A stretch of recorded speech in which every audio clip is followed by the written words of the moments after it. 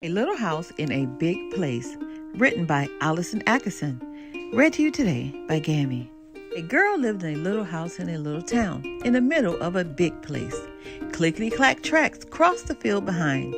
She stood at her window and waved to the train engineer who passed every day, and she wondered about where he came from and where he went, and if someday she might go away too. The train engineer drove east through the night and west as the sun came up.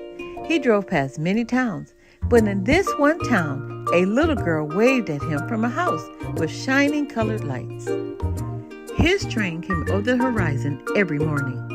One moment there was only sky, and the next moment there would be a dot that got bigger and bigger and bigger, and the dot would become the train. Every morning the girl waved, and the engineer waved back. The train rushed and rumbled to the other side of her window and away, and became a dot, a smaller dot, an almost invisible dot. But his wave and her wave together made a home in her heart. She wondered about the engineer, riding high in the front. She wondered if he liked his uniform and his engineer's cap. Maybe he wanted to wear a cowboy hat or a suit with tails and a top hat. She didn't know his name, and he couldn't know hers. She did know that this day would be his last day driving the train. The girl stood at her window as she did every morning. Only this time, she saw something sail from the engineer's hand. She ran out from the little house, but whatever it was, the sailing something, she couldn't spot it. Instead, she found wild strawberries hidden and sweet wildflowers along the tracks.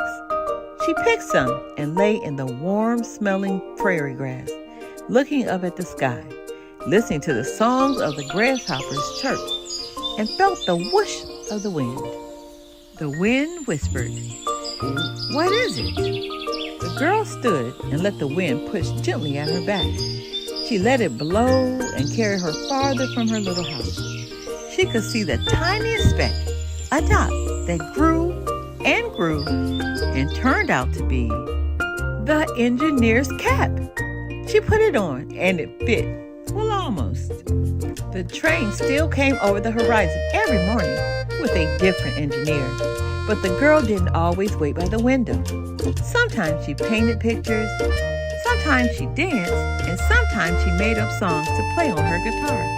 The girl grew up. She left the little house, and she left the little town, and she rode a train east to where the sun rises, disappearing into a small dot on the edge of a big sky, but ending up somewhere. The end. We have so much more to learn. You be blessed.